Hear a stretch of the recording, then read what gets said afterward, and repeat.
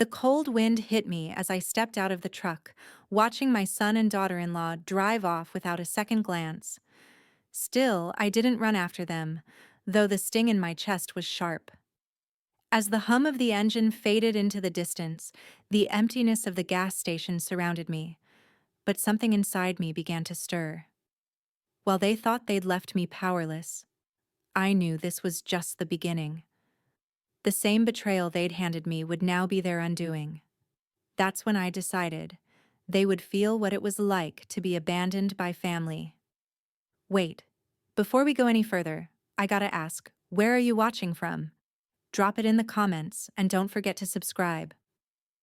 Clara's fingers gripped the handle of her worn leather bag, the one she had carried for years, the one that held a piece of her history. She sat in the passenger seat of Tom's truck, her eyes scanning the familiar landscape as they drove towards the small town on the outskirts of Chicago. The tires hummed against the highway, the sound a constant companion to the radio's soft background noise. Tom, focused on the road ahead, didn't say much. Just the occasional grunt when Clara asked a question about work or their old neighbors. Rebecca, sitting beside him in the back seat, seemed content to scroll through her phone, her quiet demeanor as distant as it had been for years. The awkwardness had become almost routine now, but Clara didn't mind. She'd long since stopped trying to force their family dynamic back into something it once was. At least, she thought she had. The sun hung low in the sky, casting a golden glow over the landscape as they neared the gas station. Clara shifted in her seat, adjusting the straps of her purse, glancing out the window to stretch her neck. She had been looking forward to the family gathering, something simple, a reminder of the years she'd spent raising Tom. But those thoughts slipped away as Tom pulled into the gas station. He slowed the truck and rolled down his window. "Mom, we'll grab some gas here and be right back," Tom said quickly, avoiding her eyes. "We've got to fuel up before heading to the house. Rebecca and I will be a minute." Clara blinked, confused. It wasn't like him to be so terse. "Sure," she replied, trying to shake the feeling that something was off. She looked at Rebecca in the back seat, but she only gave her a cursory glance, her eyes never leaving the phone screen. Tom pulled the truck to the pump, his movements efficient and mechanical. Clara unbuckled her seatbelt, the same instinctive movement that had followed her for years, and opened the door. The cold wind hit her face, but it wasn't unpleasant. She stepped out and walked a few paces toward the entrance of the station's small convenience store, intent on stretching her legs. She hadn't planned on sitting in the truck for the next hour. It was then she saw it. The truck's taillights flickering in the distance, the engine rumbling as it started to pull away from the pump. Clara's heart sank, a chill creeping over her despite the mild autumn air. She turned quickly, watching as Tom and Rebecca drove off, leaving her behind. For a moment, her feet felt frozen, as though the ground beneath her had disappeared, leaving nothing but an empty space. Her breath caught in her throat, the shock and disbelief setting in like a slow, aching burn. No, this couldn't be happening. She rushed back to the gas pump, the sound of the truck's engine fading as it disappeared down the road. Panic surged through her, and her first instinct was to run after them, to scream, to demand answers. But no, she didn't do that. She stopped herself. They weren't worth the tears. Not anymore. She pulled her phone from her bag, her fingers trembling slightly as she dialed Tom's number. It rang once, twice, then it went to voicemail. The message was generic, the same as always. "Hey, this is Tom. Leave a message." Clara's chest tightened, but she hung up without leaving a word. Her thumb hovered over the screen as a second call buzzed in. This time, she tried Rebecca's number. The same result. Straight to voicemail. Clara stared at the phone in her hand for a long, silent moment. They had just left her, stranded at a gas station in the middle of nowhere, with no explanation and no remorse. A bitter laugh bubbled up in her throat, a dark humor she hadn't expected. It was a pathetic, cruel move, but they didn't know who they were messing with. She stuffed the phone back in her purse and turned toward the convenience store. She wasn't going to let them see her weak. Not even in this moment. No, not today. She walked inside, moving slowly, deliberately, her heels clicking on the tile floor.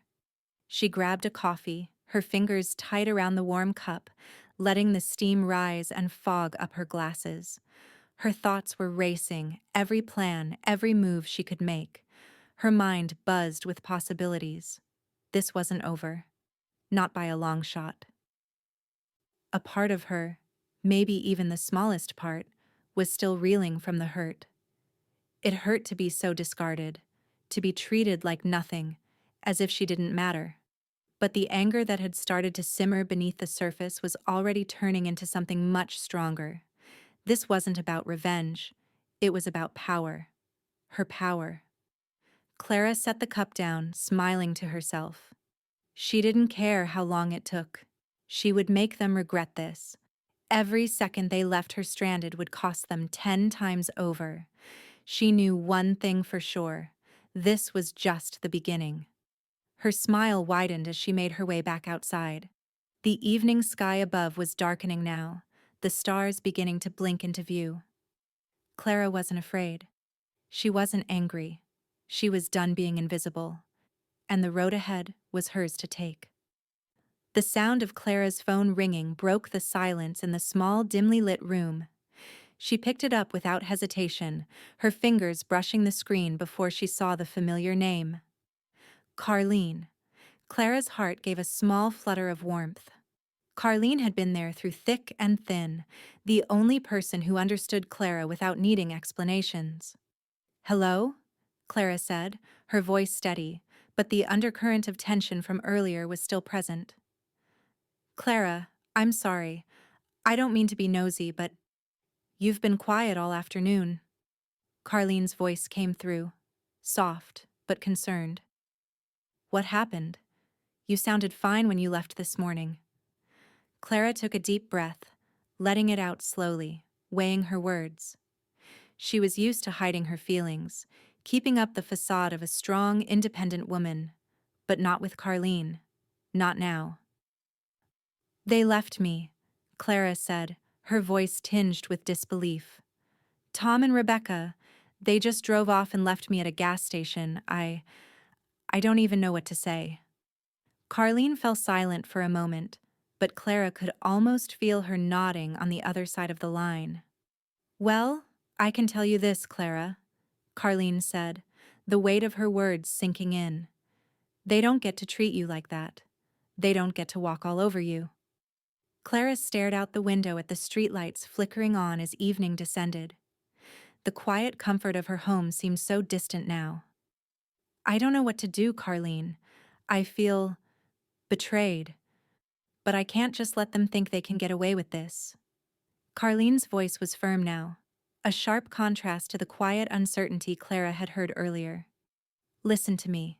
You've been giving and giving all your life. It's time to take something back. They need to understand that actions have consequences." Clara's grip tightened on the phone, and for the first time since being left behind at the gas station, she felt a sense of control flicker inside her. Carlene was right. This wasn't just about what had happened at the gas station. This was about how Tom and Rebecca had always treated her, as if she were invisible, dispensable. She wasn't a fool. She could see the pattern. "What are you thinking, Clara?" Carlene asked, her voice gentle but encouraging. Clara smiled to herself. "I'm going to make them feel what it's like to be left behind." Clara stood at the kitchen counter, her eyes scanning the calendar on her phone as she considered her next move. Her plan had started to take shape, and she felt the faintest thrill run through her veins. It wasn't revenge for revenge's sake. It was reclaiming what had been taken from her for so many years: her time, her energy, her life. She looked over the list of tasks she had written down in the journal Carlene had given her years ago. Simple things to reassert her control.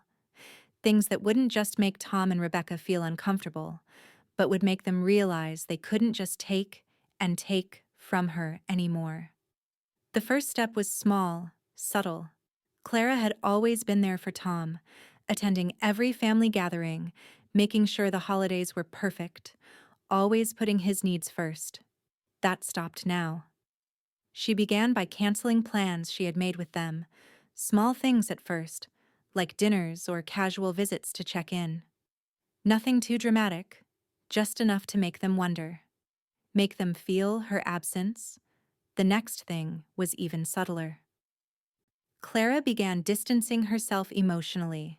When Tom called to chat about a recent work project, she answered with a detached calm, not the usual warmth she had always shown. Her responses were short, measured, and, when the conversation ended, she felt an unexpected satisfaction at the silence. And then, the idea hit her.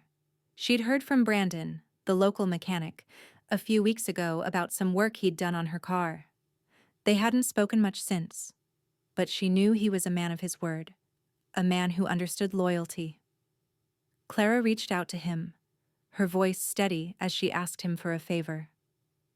"Brandon, I need something done. Something simple, but it'll make a big difference.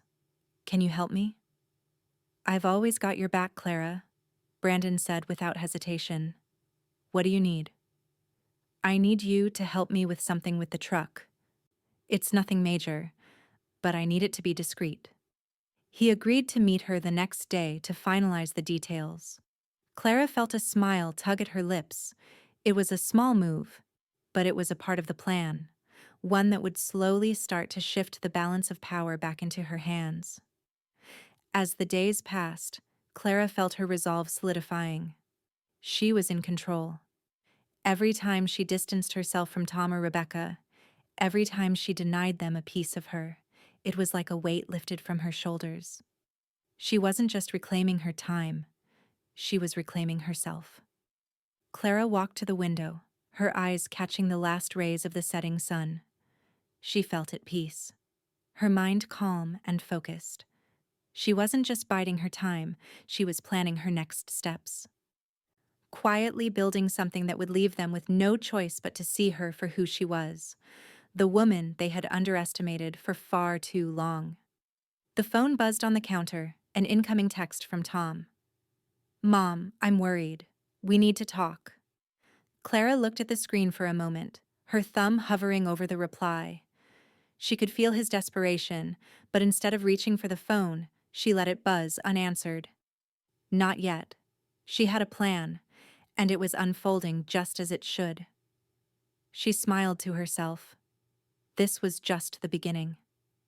Clara stood in front of the mirror, adjusting the collar of her coat. She hadn't worn this particular one in months, maybe even longer. It was a deep emerald green, a color she had always loved but had forgotten about during the years she'd devoted to others. Today, though, it felt right. The coat was a symbol of something, of her taking back the reins, of making a statement. She checked her reflection one last time. Her hair, once neatly pulled back into a bun, now framed her face loosely, soft waves falling around her shoulders. The face looking back at her wasn't the one that had smiled so kindly for Tom and Rebecca, always trying to please them, to make them happy. No, this was the woman she had hidden for too long, the woman who would no longer accept being invisible. Clara walked out the door, feeling an unfamiliar but not unpleasant sense of purpose. The sound of her heels clicking on the tile floor in the lobby of Tom's office was the first thing to catch his attention. He looked up from his desk, where he had been lost in the usual flurry of work emails, his expression momentarily surprised. "Mom?" he said, not bothering to hide his confusion. Clara smiled, a small but deliberate curve of her lips. "Just thought I'd stop by. You know, say hello." Tom's gaze flickered between her and the paperwork on his desk, a faint hint of discomfort crossing his features. He was used to her being at home, tending to the little things, not showing up unannounced at his office. "Well, it's nice to see you, but I'm pretty busy right now," he muttered, already turning his attention back to the screen. Clara leaned against the desk, her fingers grazing over the surface, casual, collected. I understand. Just wanted to make sure you remembered I'm still here. She paused for a moment, letting the weight of her words settle between them. We don't talk much anymore, do we? Tom glanced up, clearly caught off guard. He shifted in his chair, uncomfortable under her gaze. I've just been busy. You know how it is. Clara nodded, her smile widening ever so slightly. I do. I do know how it is. She straightened and moved to the door, her heels clicking against the tile once more as she left without another word. Later that afternoon, Clara walked through the aisles of a local department store, her fingers tracing the edges of a few items on the shelves before stopping in front of a display of gift cards. She picked one up, a simple one for a high-end boutique in the city. Something Rebecca would hate, a place that was far too ordinary for her taste. Clara felt a quiet satisfaction as she paid for it, knowing it would be just the right touch. She had been nothing but generous with Tom and Rebecca for years, always the doting mother and mother-in-law, always giving. It was time they understood that kindness wasn't an open invitation for disrespect. Dinner plans. She'd promised them dinner, but Clara wasn't going to show up. The clock on her kitchen wall ticked on, the evening stretching longer as she toyed with the idea. A quick glance at her phone revealed the missed texts. Tom, naturally, asking where she was. Rebecca's messages were shorter, clipped, but no less demanding. Clara had never canceled plans with them before. She'd always been the one to keep everything together, make sure the meals were served hot, the conversations light and engaging. But tonight, she wasn't going to be there. She wasn't going to be the woman who dropped everything for them anymore. She left the phone face down on the kitchen counter, her hands steady as she busied herself with a new project, painting. It was something she hadn't done in years, but the brush in her hand felt natural. The colors were bold, liberating. She hadn't realized how much she had missed this simple act of creation. The next morning, Clara sat at the small breakfast table, the gift card to the boutique in front of her, an intentional reminder of what was to come. She was already planning the next move. She wasn't just passive anymore. No more waiting. No more being sidelined. She reached for her phone and, with a measured breath, pulled up her bank details. It was time to finalize what had been simmering beneath the surface for so long. The will. The one that excluded Tom and Rebecca. It was symbolic. A way to show them that their behavior had consequences. The shock would be enough for them to see that she wouldn't just take their mistreatment. Not anymore. Her fingers moved quickly, deliberately, filling out the details. Tom and Rebecca were gone from her financial life, their names now as distant as their regard for her. Carlene had been right. They needed to understand. They needed to feel the weight of their actions. It wasn't just about the betrayal. It was about reclaiming her life. The phone buzzed again. A message from Tom. "Mom, where are you? We were waiting." Clara stared at the screen, her heart steady. This time, the text didn't hurt. It didn't make her feel guilty. It was just another message. She'd already made her decision, and nothing they said could change that now. She was done being the person who gave and gave, only to be left standing in the background. The sound of the phone buzzing again snapped her out of her thoughts. Rebecca's message this time was even shorter. "Are you coming?" Clara let out a slow breath and set the phone down. She didn't respond. She didn't need to. They would learn soon enough. Clara sat in her favorite armchair by the window, the one she had claimed for herself ever since she'd moved into her new home. The afternoon light filtered through the sheer curtains, casting soft shadows across the room. She'd spent the morning in silence, just as she'd planned. No phone calls, no obligations, no people demanding her time. The silence had never felt so sweet. It was the kind of silence she had craved for years. the kind that wasn't a product of being ignored, but a choice. Her phone buzzed again, the screen lighting up with Tom's name. She didn't pick it up. Not this time. Not after everything that had happened. The vibrations continued, a persistent reminder of how much they relied on her. But Clara wasn't going to let that guilt sink in. Not anymore. She turned her attention back to the book she'd been reading. It was a simple escape, but it was her escape. Something just for her, not for anyone else. She hadn't been able to indulge in small pleasures like this for years, those precious moments where she didn't have to be mom, or the helper, or the one who always makes it work. The quiet was liberating. Her mind wandered back to the last few weeks, the space she had carved out for herself, the subtle distance she'd created between her and Tom, between her and Rebecca. At first, she hadn't known if she could stand the silence. The longing to reach out had been there, gnawing at her. But every time she thought about it, her resolve hardened. The absence of their calls, their texts, was the very thing that made her feel more powerful than she had in years. They didn't get to decide when or how they needed her anymore. She had made that decision for herself. Another buzz. This time, a text from Rebecca. "Mom, why are you doing this? I'm worried about you." Clara let out a small, almost bitter chuckle. Worried? That's what they said when they didn't get their way. The irony wasn't lost on her. She set the phone down on the table, face down, and leaned back in her chair. There was something deliciously satisfying about watching the messages pile up, unanswered.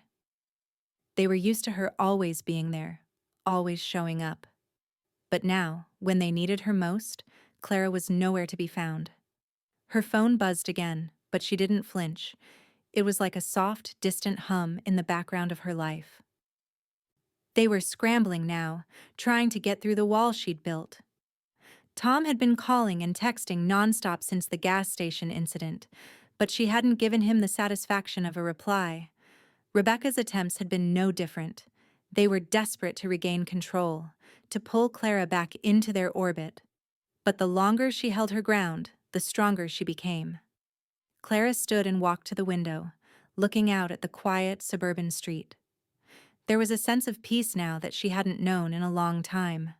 The cars drove by, the neighbors waved as they mowed their lawns, and for the first time in years, Clara didn't feel the need to be a part of it. She had created her own world, one where she didn't need to apologize for her existence, one where she could breathe without feeling like she was being smothered by everyone else's expectations. Days passed, and still, no response from her. Tom's attempts grew more desperate, the tone of his messages more pleading. "Mom, you need to talk to me. This isn't you. We can fix this." Clara picked up the phone, scrolling through the endless stream of messages, but she didn't reply. Not yet. She knew exactly what he was trying to do. He wanted to remind her that he was still her son, that they could pretend like everything was fine if she just gave in. But Clara had changed. She didn't need that validation anymore. What Tom and Rebecca didn't realize was that their silence, thinking she would eventually cave, that she would come crawling back, was giving her the freedom she needed. It was showing her just how much they had taken her presence for granted. She thought about how many times she had bent over backward for them over the years, how many dinners, how many family holidays, how many moments she had sacrificed for them to be happy while her own needs and desires went unmet. It was always about them, always about making sure their lives were comfortable, their needs taken care of. Now, as she sat in her own space, she finally realized that she could live without them, without their constant demands, without the weight of their indifference. The silence was no longer suffocating. It was empowering. Clara spent the evening with Carlene and Brandon, enjoying the simple, unspoken joy of their company. There was no expectation, no pressure to be something she wasn't. Carlene had been her anchor, always a phone call away, and Brandon had become a steady presence, someone who reminded her that loyalty wasn't just given, it was earned. The three of them sat around Carlene's kitchen table, drinking wine and laughing over shared memories. They weren't family by blood, but they were family by choice. And it felt more authentic than any of the interactions Clara had had with Tom and Rebecca in years. Meanwhile, Tom and Rebecca, caught up in their own frantic lives, posted photos on social media, showing off their perfect family moments. Clara noticed, of course. She noticed how forced the smiles were, how the perfection they tried to project only revealed the cracks beneath the surface. They were struggling, and Clara could feel the weight of their effort to keep up appearances. It amused her. It was a silent confirmation that they were losing the control they thought they had over her. Each post, each picture of their supposed happiness, only made Clara smile more. She wasn't angry. She wasn't upset. She was free. She could see it now. The power wasn't in what she could take from them. It was in what she was reclaiming for herself. Clara stood in her kitchen, the smells of roasted vegetables and simmering sauce filling the room. She'd spent the day preparing for the event, something small but significant. A gathering with Carlene, Brandon, and a few close friends she had known over the years.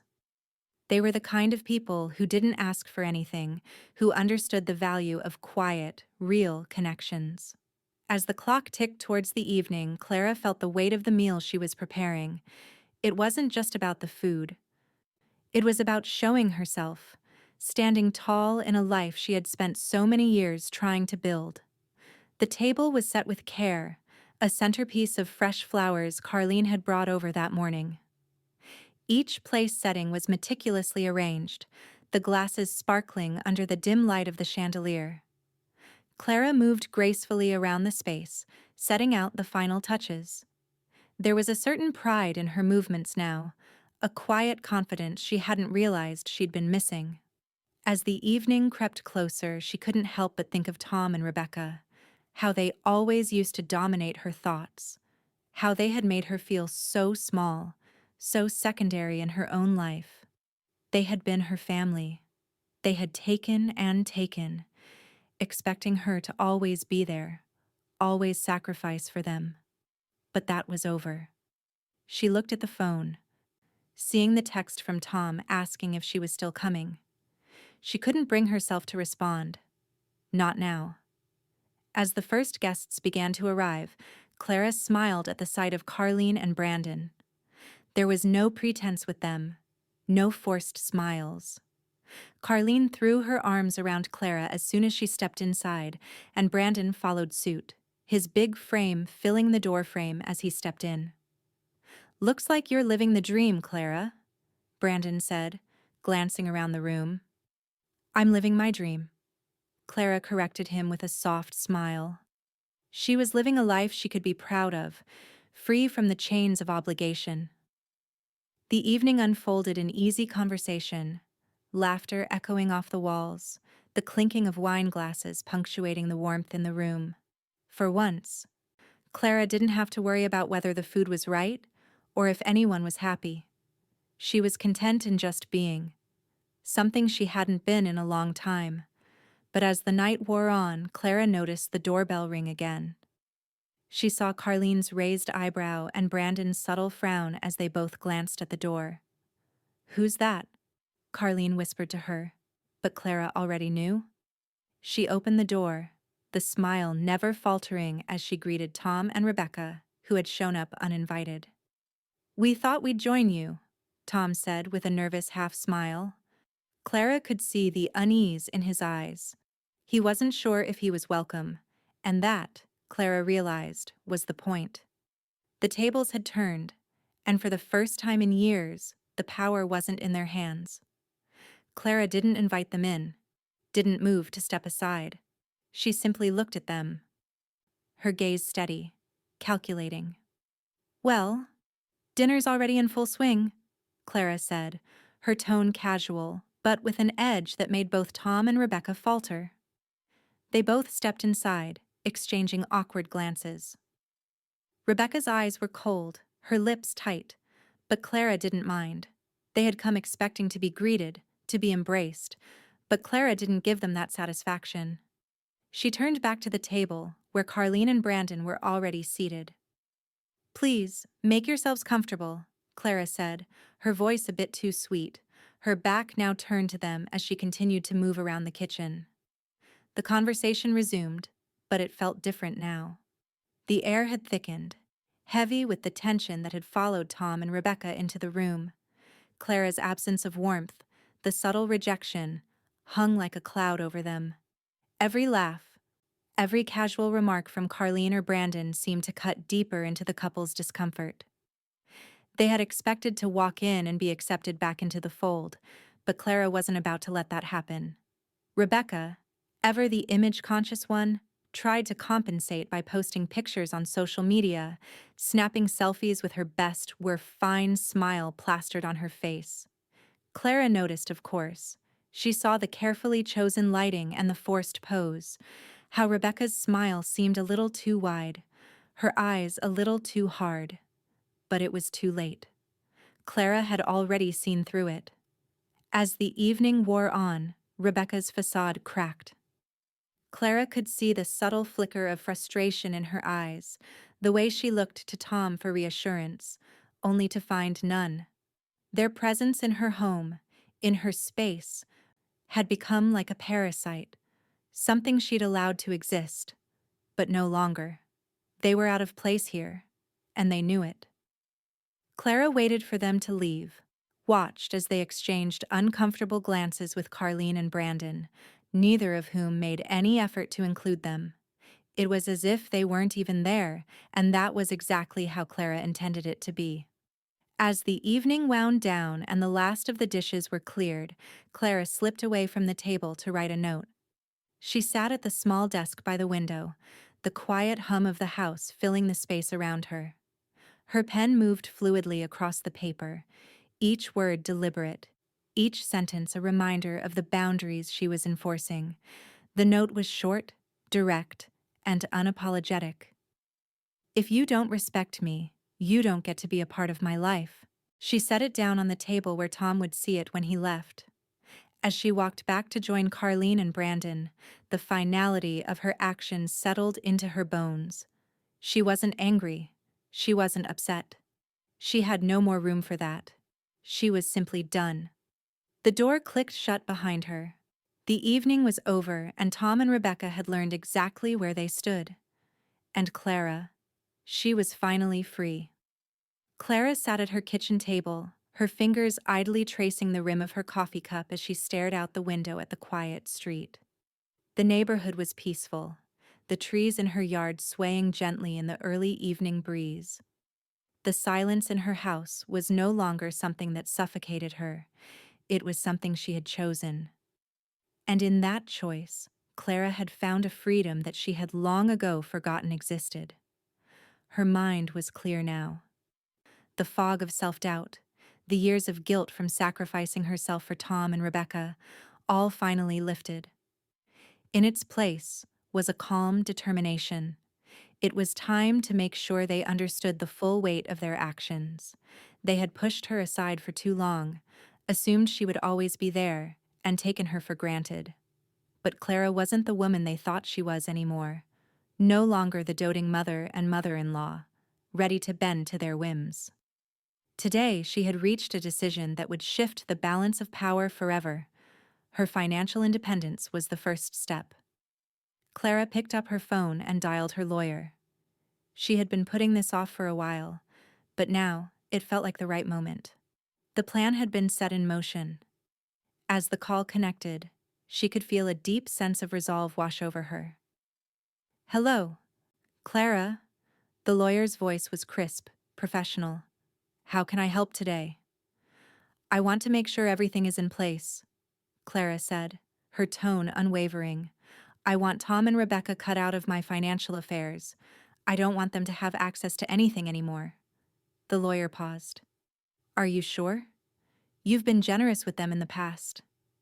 "I've been too generous," Clara replied, her voice steady. "It's time to make sure they understand the consequences." They can't continue to take from me like they always have. She listened as her lawyer outlined the necessary steps, moving assets, changing accounts, and finalizing her will to exclude them completely. It wasn't just the money, it was about reclaiming her power. She didn't need them. She wasn't their backup anymore.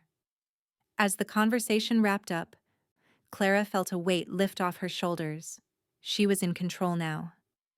The thought of Tom and Rebecca scrambling, unable to reach her resources, gave her a sense of satisfaction. Later that afternoon, Clara sat down to review Tom's latest text. His words were desperate, pleading, a stark contrast to the confident, self-assured man he had once presented himself as. "Mom, you can't just shut me out. I need your help. I'm in a tough spot." Clara stared at the screen, her fingers hovering over the keys. For a moment, she felt a flicker of something, a brief pang of nostalgia, perhaps, or a remnant of the maternal instinct that had once driven her to help him without question. But that instinct was gone. Her thumb hovered over the reply, but she didn't respond. She wouldn't. It was too late for apologies. Too late for him to realize how much he had taken her presence for granted. She placed the phone back on the table, the silence in her home suddenly feeling even more profound. Tom was on his own now, and he had no idea how to handle it. Tom's business, which had always relied on Clara's financial support, was in trouble. Without her help, the cracks began to show. Clara could see it now. He had built a house of cards, and without the foundation she had once provided, it was crumbling. The pressure was building on him, and though Clara wasn't there to see it firsthand, she could imagine the frantic phone calls, the panic setting in as he realized how much he depended on her resources. Rebecca, on the other hand, wasn't even trying to hide her desperation anymore. The texts from her had slowed down, but they hadn't stopped. Clara had become a silent figure in their world, their attempts to pull her back into their lives now a faint echo in the background of her new existence. As the days passed, Clara found herself thriving without them. She had no more sleepless nights worrying about Tom's latest crisis or Rebecca's passive-aggressive comments. Instead, she spent her days focusing on herself. She rediscovered the simple joy of reading, of taking long walks through the neighborhood, of painting, something she hadn't done in years. Her creative spirit, which had been stifled for so long, was alive again. Even Carlene and Brandon could see the change in her. They had witnessed her gradual transformation from the woman who had always been there for others to the woman who was now standing firm in her own life. Carlene was especially proud of her, constantly reminding Clara that she had done the right thing. "You're living for you now," Carlene would say with a smile, "and it's beautiful to watch." Clara would smile back, not needing to explain herself. She had long since stopped needing validation from anyone, not even her closest friends. The only person she needed to be proud of her was herself. But as Clara continued to carve out her new life, Tom's pressure was mounting. She had heard whispers through Carlene that his business was struggling without her financial support, and though she didn't care to get involved, a small part of her couldn't help but feel a flicker of satisfaction. It wasn't revenge, it was just justice. They had taken from her for so long, and now she was taking back everything they had drained from her.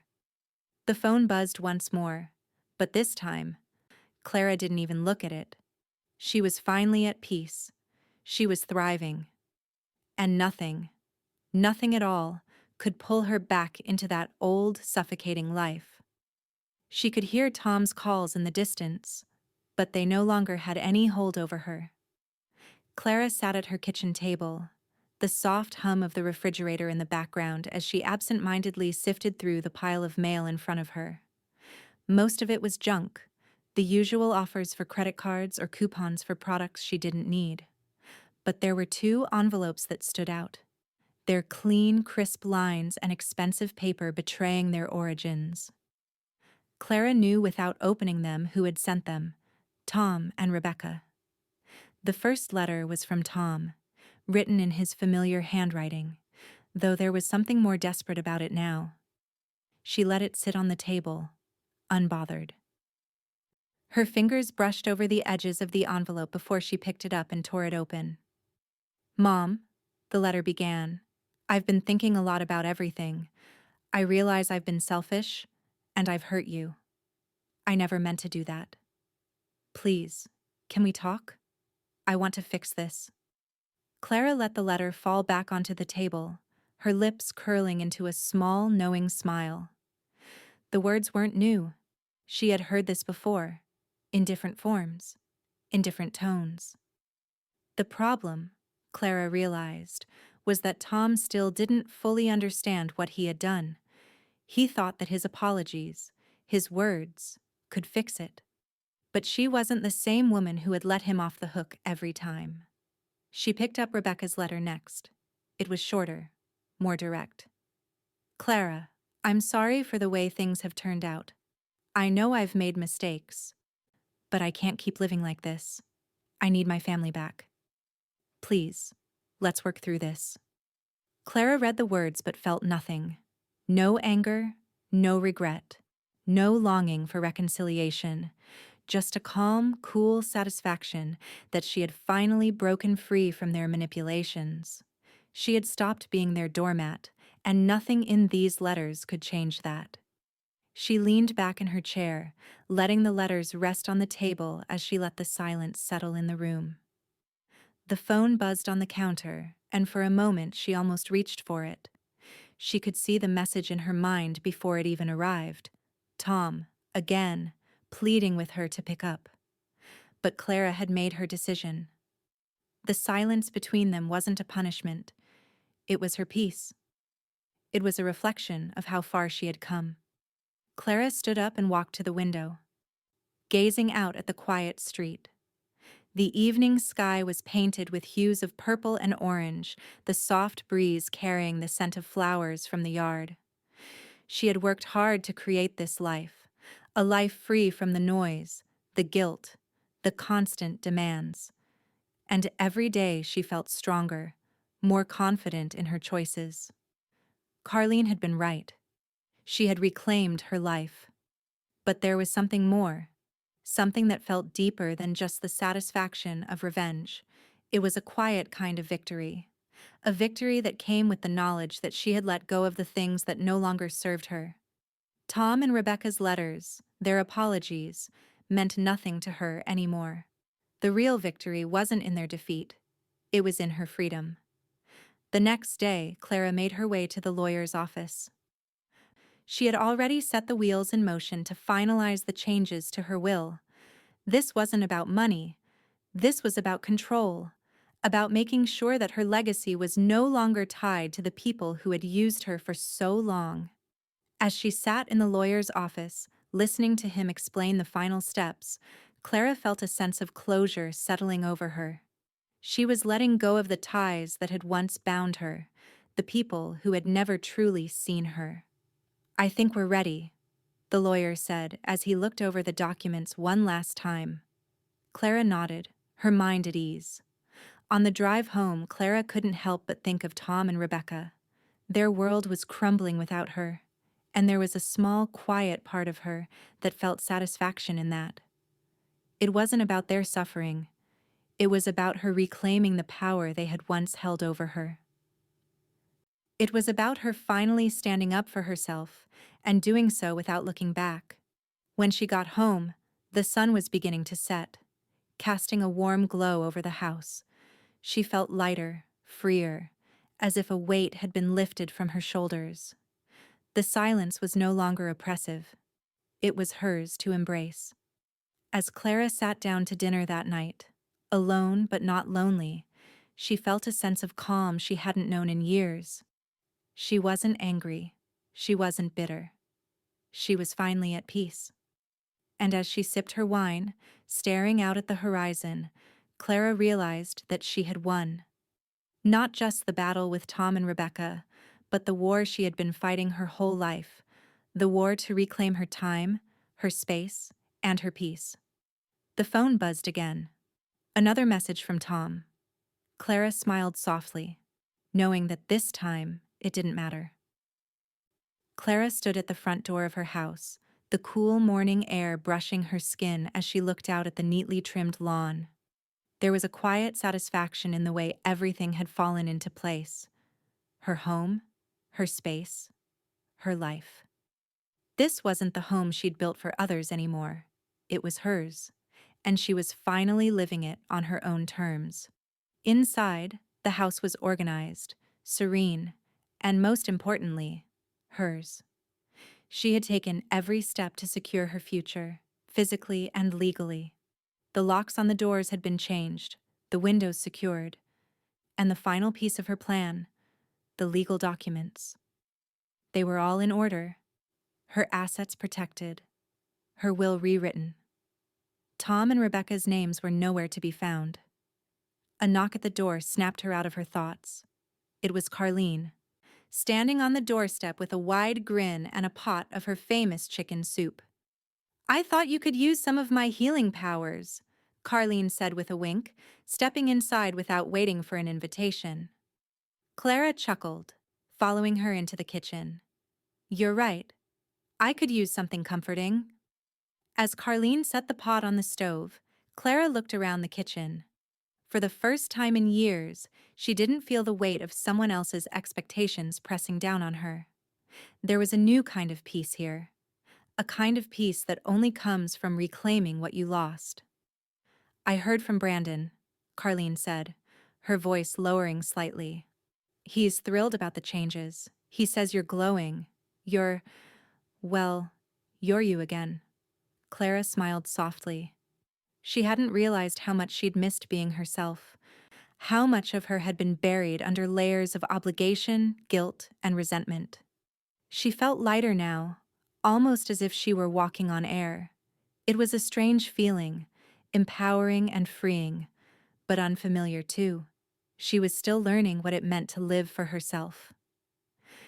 As they sat at the table enjoying the soup and conversation, Clara's phone buzzed on the counter. She didn't need to check it. She knew who it was. Tom had been persistent, and his messages continued to pile up, each one more desperate than the last. Carlene noticed the way Clara's eyes shifted to the phone, the way she had started to frown ever so slightly. "Don't let him get to you," Carlene said softly. "You've done what needed to be done." Clara nodded, picking up her phone slowly, deliberately. The message from Tom was waiting for her. The words full of familiar guilt and pleading. "Mom, I know things have been hard. I want to make this right. Let's talk." For a moment, Clara felt the faintest stir of old emotions, a soft echo of the maternal instinct she'd once lived by. But it was fleeting, just a shadow passing through her mind. She placed the phone back down without responding. She had already made her decision, and this was part of the process. She was done being the person who bent for them. She wasn't going to be that woman anymore. As she moved to the window, Carlene's voice broke through the silence. "You're strong, Clara. Don't let them in. They've had their chance." Clara didn't respond immediately, but Carlene's words hit their mark. She had been bending and folding for years, but she was done. Her life, her energy, her resources were no longer up for grabs. She had learned that lesson the hard way, and now she was reclaiming her life, one deliberate step at a time. That evening, Clara locked her doors, securing her house in every way possible. She had made sure that Tom and Rebecca had no access to anything she had worked so hard for. She could practically feel their frustration from miles away, their attempts to worm their way back into her life growing more frantic by the day. But it was too late. The next morning, Clara received a notification from Instagram, a story from Rebecca. The image was of their family, taken at a recent gathering. Rebecca's smile was wide, her eyes fixed firmly on the camera, and Tom stood beside her, equally posed. The caption read, "Family first. Always." Clara tilted her head as she stared at the screen, her lips twitching into a smile. The image was perfect. Too perfect. The forced smiles, the way they tried so hard to show a united front, were transparent. Clara could feel the cracks in their carefully curated facade, and she wasn't the least bit surprised. The game was shifting, and they were losing control. She let the post sit there, unread, for a moment longer. Their perfect family wasn't so perfect after all, and Clara could see it now more clearly than ever. She was not part of their act anymore. She wasn't going to be a supporting character in their drama. The role she had played for so long, taking care of everyone, keeping things running smoothly, was over. And now, Clara was taking center stage in her own life. As the weeks passed, Clara continued to thrive. Her social circle had changed. Her life was simpler, and there was no room for anyone who wasn't going to respect her. She enjoyed quiet mornings with a book, long walks in the park, and evenings filled with real conversations with people who valued her. For the first time in a long time, Clara didn't have to apologize for being herself. She was finally living for her. Yet Tom and Rebecca, relentless as ever, continued to try. The phone calls, the texts, the attempts to rekindle the relationship, they were all starting to feel like distant echoes. Clara wasn't angry. She wasn't upset. She was at peace. But just as Clara was settling into her new life, her lawyer called. "Clara, I need to discuss something with you," he said, his voice professional but with an edge of concern. Clara's heart skipped a beat. She could feel it in her bones. Whatever it was the last piece of the puzzle falling into place. "I'll be there in an hour," Clara replied, already standing and grabbing her keys. She was ready to finish this. Clara sat at her kitchen table, the late afternoon light pouring in through the window, casting long shadows across the room.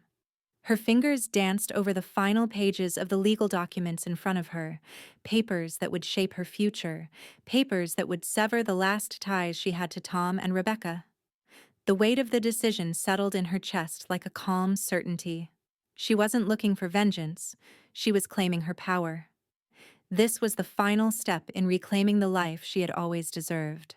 Her lawyer had already sent over the final drafts of her will, each word, each clause, precisely crafted to ensure that her hard-earned assets and resources would no longer be at the mercy of people who had taken them for granted.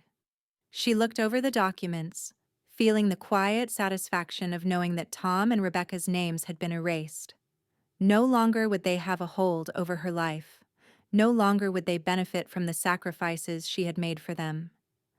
Carlene and Brandon, however, were named as beneficiaries, recognizing the loyalty and kindness they had shown her when everyone else had turned away.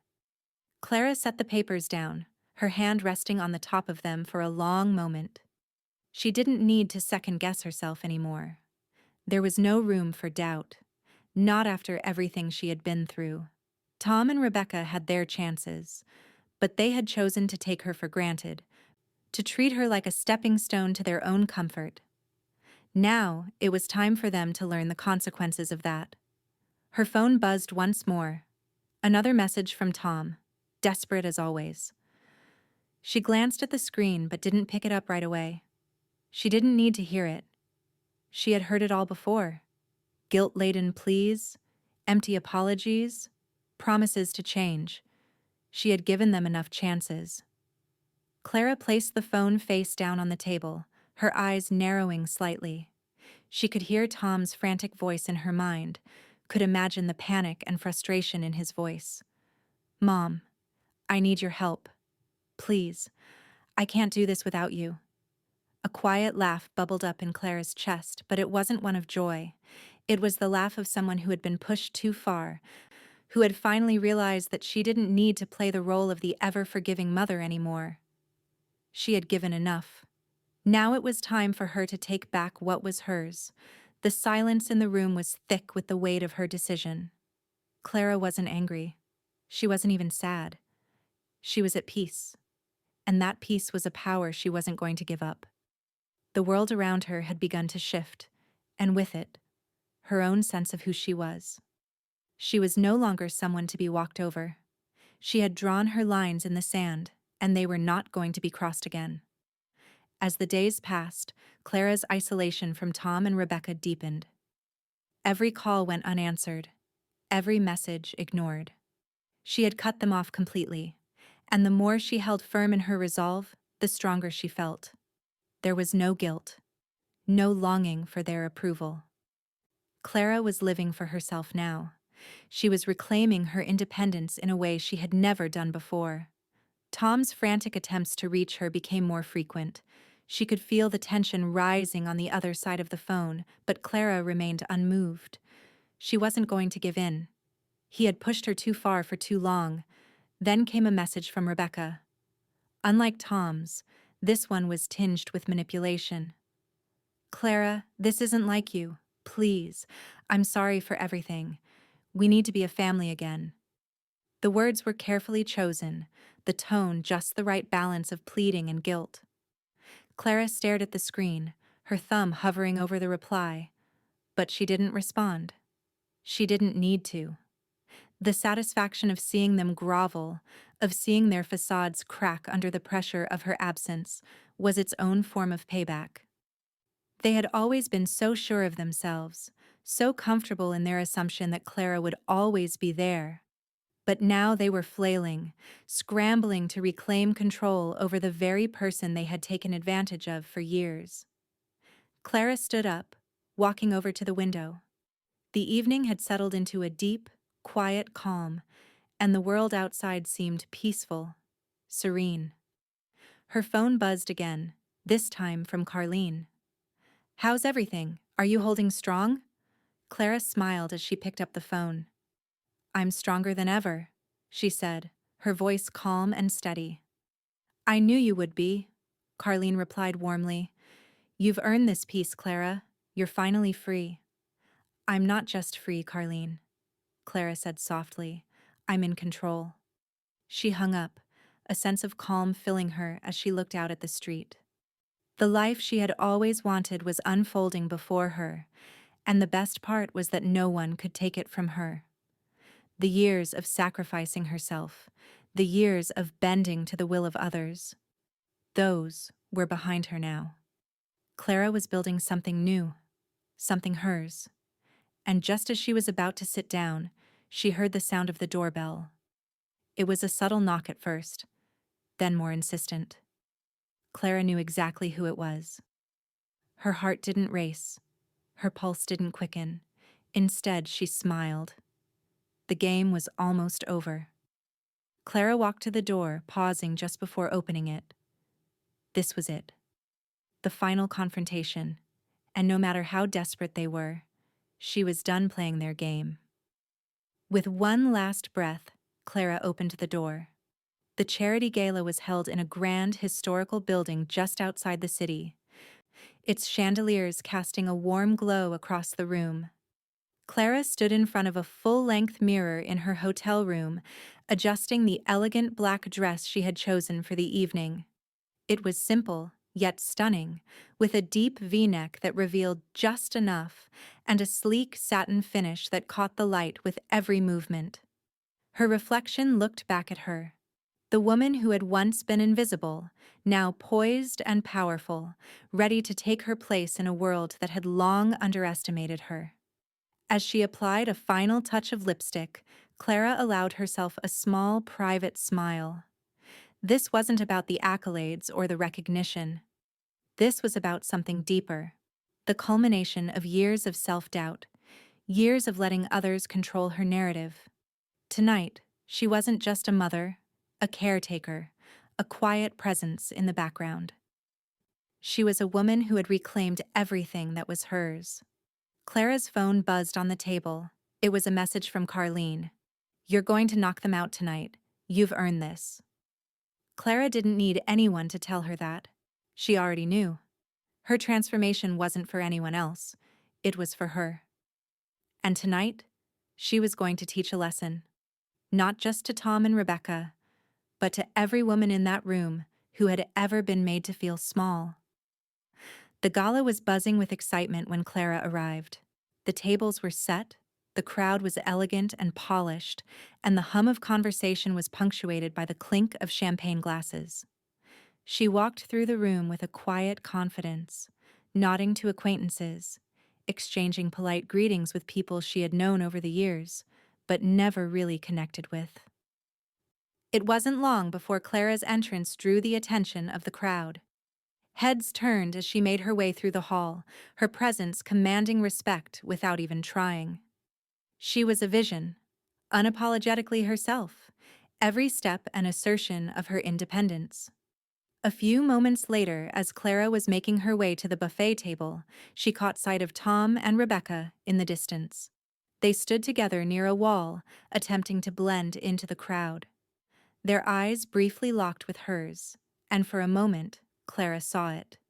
Their discomfort, their surprise, their inability to comprehend why they weren't the center of attention. It was clear. They had expected to be welcomed back with open arms. Clara didn't acknowledge them. She turned her gaze away and continued toward the bar, her smile hidden behind the rim of her glass as she took a slow sip of champagne. At the podium, the event organizer called the room to attention. Clara's name was announced as the evening's guest of honor, and a ripple of applause filled the room. As she approached the stage, she noticed that Tom and Rebecca were still standing there, their faces frozen in an expression that teetered between annoyance and disbelief. Clara took the microphone, standing tall and confident in front of the crowd. She looked out at the sea of faces, some familiar, some strangers, all with different expectations. But she was done with expectations. "I'm honored to be here tonight," Clara began, her voice steady and clear. "But the real honor is in being able to stand here and say that I've learned how to live for myself. I spent years giving to others, putting everyone's needs before my own, and in doing that, I lost sight of who I was." The crowd was silent, listening intently. Clara could feel their eyes on her, but for once, she didn't shrink under their gaze. She was standing in her truth, and that felt more powerful than anything she had ever felt before. "I spent years trying to make people happy, trying to be the perfect mother, the perfect wife, the perfect friend. But the truth is," she continued, her voice growing stronger, "you can't make everyone happy if you're not happy with yourself." She paused, her gaze drifting toward Tom and Rebecca, who stood frozen at the edge of the room, their smiles tight and forced. They were the very people she had spent her life sacrificing for, the ones who had taken her love for granted. And now, as she spoke these words, they were the ones who were learning the lesson she had spent so many years trying to teach them. "I've learned that the most important person you need to care for is yourself," Clara said, her eyes now fixed on the crowd. "And if you're surrounded by people who don't respect you, who take and take without giving, you have every right to walk away, to take back what's yours." The silence in the room was palpable. Clara's words were a ripple, growing into a wave, and she could see the effect it was having. Women were nodding, some wiping tears from their eyes, others staring at her with a mixture of awe and understanding. Clara had become a voice they had long needed, a voice for women who had been silenced for too long. Tom and Rebecca were still standing off to the side, but now they were nothing more than background noise in a room full of people who saw Clara for who she was, a woman of strength, of dignity, of undeniable worth. Clara finished her speech to a standing ovation, but her gaze remained fixed on Tom and Rebecca. She could see the frustration building in their faces, the realization that they had lost her forever. The woman they had once taken for granted was no longer someone they could control. As Clara walked back to her seat, Carlene whispered, "You were incredible." Clara smiled, feeling the full weight of the moment. "I didn't do it for them," she said softly. "I did it for me." And as she sat down at her table, the applause still ringing in her ears, Clara knew that her lesson wasn't just for Tom and Rebecca.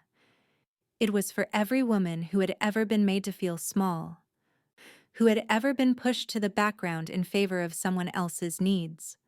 The lesson she had taught them all was simple. When you stand up for yourself, the world will stand with you. The game was over, and Clara had won. The morning sun spilled through Clara's study window, warming the polished wood of her desk. Stacks of paper, meticulously edited and marked, were neatly arranged beside her laptop. She reached for the final page of her manuscript, her fingers lingering on the last sentence before she typed it into the glowing screen. Sometimes, walking away isn't giving up. It's choosing yourself. She hit save. Then, slowly, she sat back in her chair, the breath leaving her lungs in a soft, steady exhale. It was done. The story of her life, raw, unfiltered, unapologetic, was finally on paper. What began as journaling had grown into something far more profound. Her publisher had already fast-tracked it. Early readers were calling it revolutionary, a memoir about boundaries, betrayal, and the audacity to choose peace. Clara wasn't chasing success, but somehow, it had found her anyway. The doorbell rang. Her hand stilled over the keyboard. She glanced toward the window, the sound still echoing in her chest. Something told her this wasn't a delivery. It wasn't Carlene. She didn't need to look. She already knew. Tom and Rebecca. Clara stood slowly, smoothed the front of her blouse, and walked to the door with a calm that came from months of clarity. No rehearsed speeches, no panic. Just presence. Just truth. When she opened the door, there they stood. Tom looked older somehow. His shoulders rounded, his eyes ringed with something heavier than exhaustion. Rebecca clutched a beige tote too tightly against her chest, her mouth twitching with a hesitant smile. "Hi, Mom," Tom said, voice low, almost timid. Clara said nothing, just waited. "We saw the book announcement," Rebecca added quickly. "It's powerful. We read the preview online. We know it's about us, and we deserved it." Tom stepped forward slightly. "We came to say we're sorry. Truly. We didn't know how much damage we were doing. We thought we were being normal. We thought you'd always be there." Clara watched them carefully. The sincerity was there, sure, but something else lingered beneath. Maybe not manipulation this time, but fear. Fear of being written out for good. Fear of what it meant to lose access, not to her money, but to her forgiveness. "You want my forgiveness?" Clara finally said. They nodded. She studied them for a moment before responding. Not cold, not cruel, just clear. "This isn't about forgiveness," she said quietly. "It's about distance. About the silence between who you think I am and who I've become." Rebecca's eyes shimmered, but she didn't cry. Tom shifted uncomfortably, as if he didn't know what to do with this version of his mother, the one who didn't fold, the one who didn't soften. "I'm not angry anymore," Clara continued. "That would still mean I'm holding space for you in my life. I'm not. What you're feeling, that emptiness, that's not punishment. That's consequence." Tom opened his mouth, then closed it again. Rebecca's voice cracked. "So that's it? After everything?" "No," Clara said, stepping back. "This is the beginning. Of my everything." She didn't slam the door. She didn't cry. She simply closed it. Firm and final. Inside, the world was quiet again. Her home hummed softly, the scent of fresh lilies drifting in from the hallway. Clara returned to her desk, where the manuscript still glowed from the screen. A message pinged on her phone. "Clara, you've just hit the top of the bestseller list." She smiled. Across town, the buzz from her speech at the gala was still rippling. Local news outlets were calling. Interviews were being scheduled. But more than fame, what Clara had now was something far rarer. Freedom. Peace. A life untethered. And outside her front door, Tom and Rebecca stood motionless, not shouting, not knocking, just staring.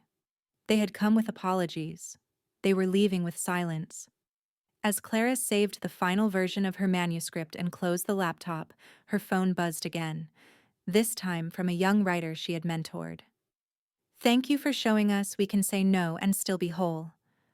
Clara whispered the words aloud as if blessing the air. "We're not broken. We're just no longer bending." And this time, the door stayed shut. But her life? It was wide open. The sun was setting outside Clara's windows, casting amber light across the hardwood floors of her living room. The walls were lined with paintings, some her own, others collected over years she never allowed herself to fully enjoy. Now they hung proudly, like fragments of the woman she had always been, but only recently allowed to become. A half-finished canvas stood on her easel by the French doors, brushstrokes of soft teal and deep ochre dancing in layered waves. She hadn't painted in a week. Too many interviews, too many letters from readers who saw themselves in her pages. But tonight, her time belonged to no one else. Clara moved slowly through the room, barefoot, a glass of Merlot in one hand. The soft murmur of jazz played from the speakers, the kind of music that didn't demand anything from her. She passed the bookshelves, full of novels and memoirs and poetry she had once put aside, always saving her time for others. Not anymore. These days, she read what she wanted, when she wanted, and she never apologized for it. She sat on the velvet armchair near the window. Carlene had found it at a second-hand shop and insisted it looked like a throne for a woman who's finally wearing her own crown. It did. Clara smiled as she leaned back into it, savoring the silence. There were no texts from Tom, no emails from Rebecca. Not anymore.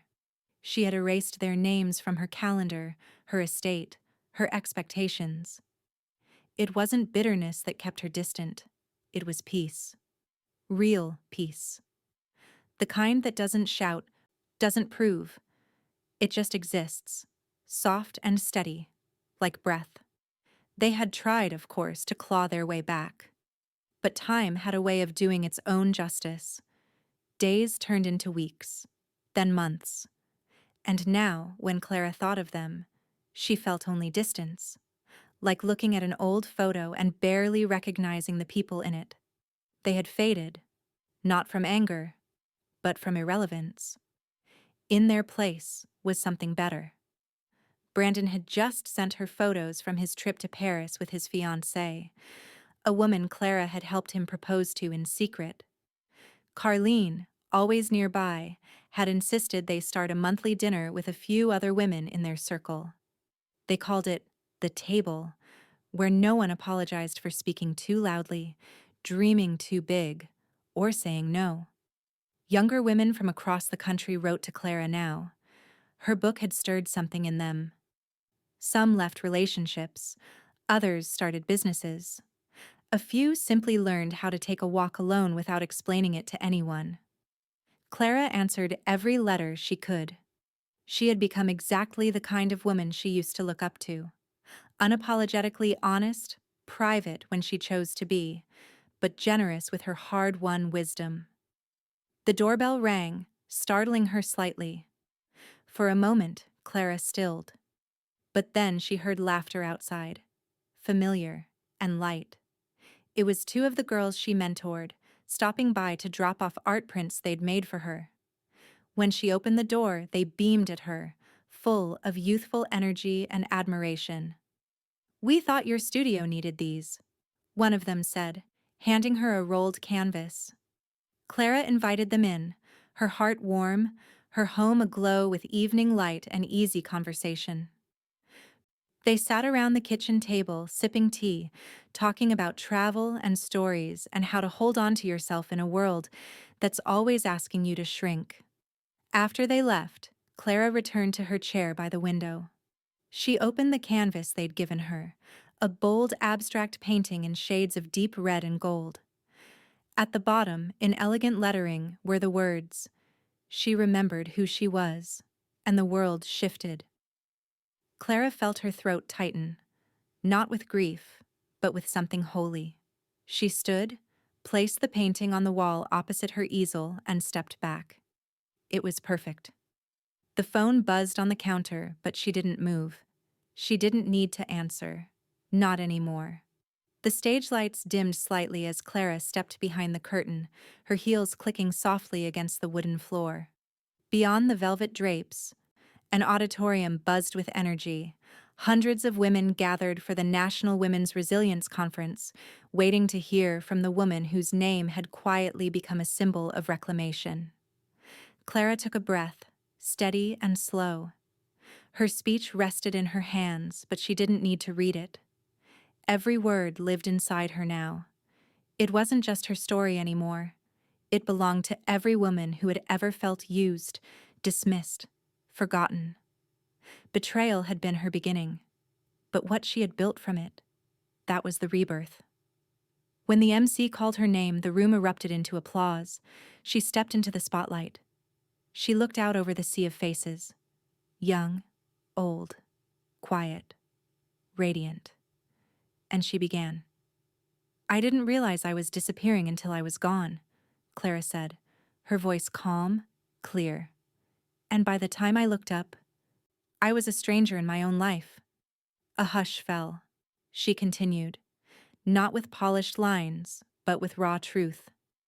She spoke of Tom and Rebecca, not as villains, but as mirrors, of what happens when we give too much, when we stop asking for kindness, when we call sacrifice love. She spoke of her silence, her solitude, her slow undoing. And then she spoke of the shift, of saying no, of saying yes, to herself, of locking the doors she once left wide open, of the day she chose peace, not permission. And by the time she said her final line, "You are not selfish for choosing yourself," the entire room was on their feet. Applause surged like a wave, crashing into the rafters, spilling down every aisle. Women clapped. Some cried. Some simply stood there, hands over hearts, as if someone had just handed them back a part of themselves. Clara stood still, letting the moment wash over her. Not proud, not overwhelmed, just whole. Later that evening, as she sat backstage sipping water and wiping smudged eyeliner from beneath her eyes, a producer stepped in. "We're going national with your speech," she said breathlessly. "CNN, The Guardian, everyone's calling." Clara nodded slowly. "Let them." Her phone vibrated in her bag. She didn't check it. She already knew it wouldn't be Tom or Rebecca. Not anymore. She had stopped being a part of their narrative. They were now part of her past, figures in the shadows, stumbling through their own regrets. Clara had heard from mutual acquaintances that Tom's business had folded, that Rebecca had started therapy, that both of them were learning painfully what silence really cost. But Clara didn't think of them much anymore, not out of anger. Just indifference, a hollow where their names used to echo. And in that space, new things had taken root. Letters. Hundreds of them, thousands even. Women who saw their own reflection in Clara's words. Women who left marriages, closed doors, opened journals, packed bags, said no. Clara read every one she could. She answered as many as time allowed, and for the rest, she created something new. The Clara Foundation. It opened its doors quietly, humbly, in a modest brick building just outside the city. No marble floors, no gold plaques, just rooms full of warmth, counseling, legal help, job training, and, most importantly, community.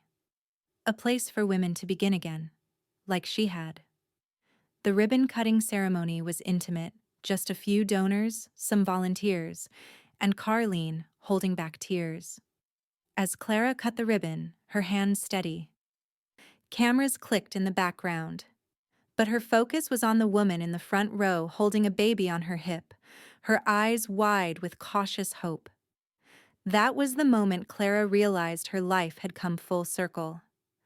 Not because she had reclaimed what was taken from her, but because she had built something far bigger in its place.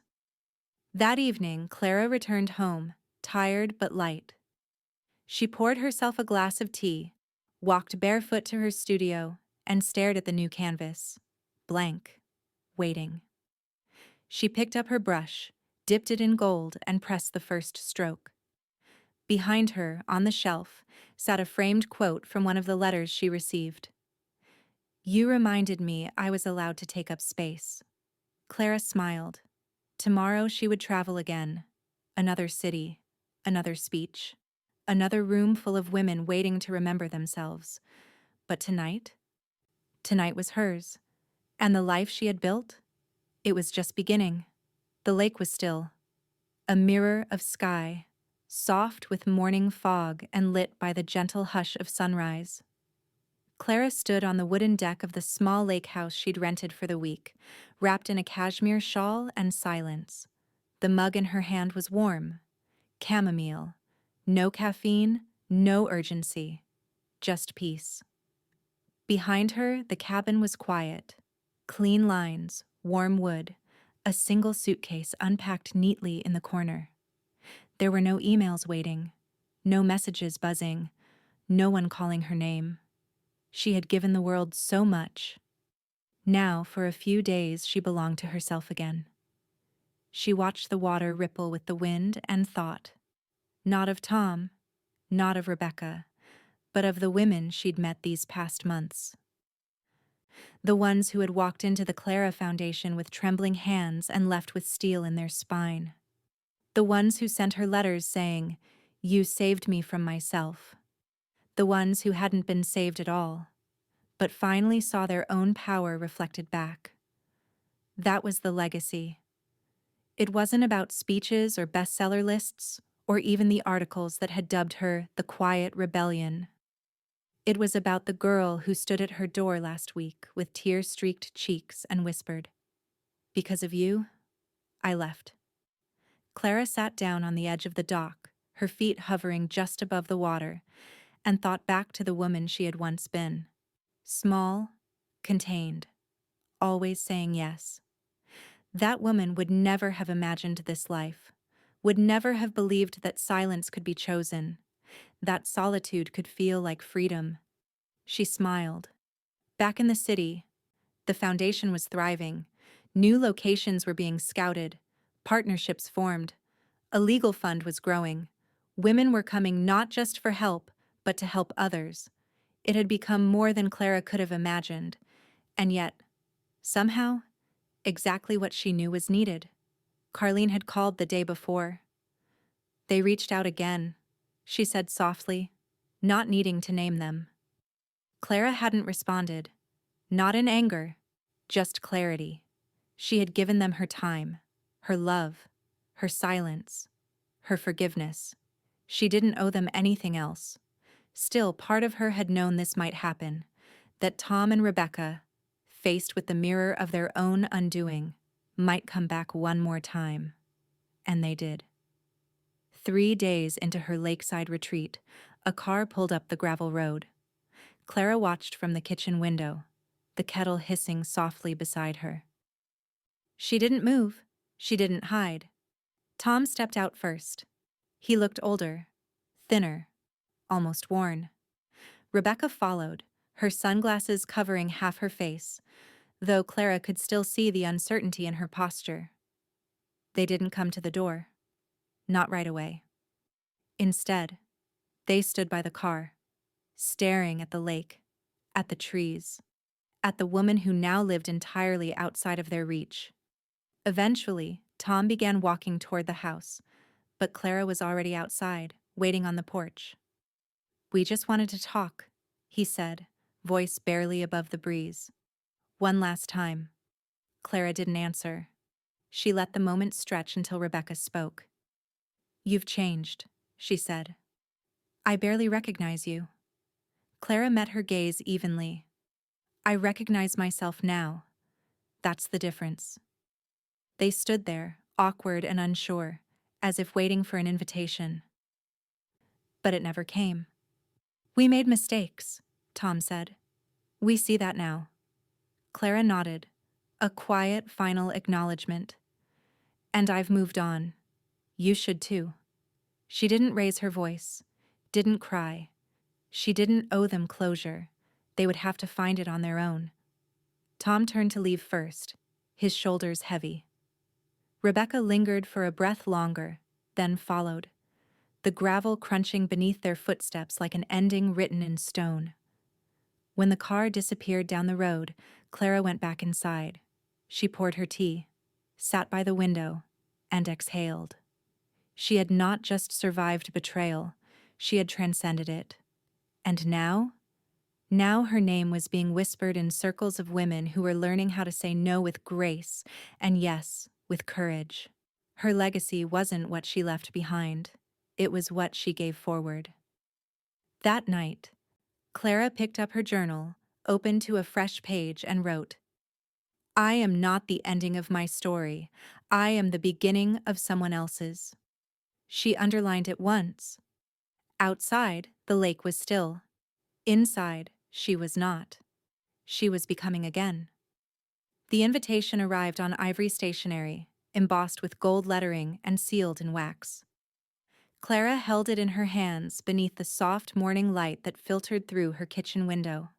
She didn't need to read it twice. International Women's Voices Conference, Geneva, Switzerland. Keynote speaker, Clara Everson. She set the envelope down slowly, her fingers brushing the edge as if to remind herself it was real. This wasn't about ego.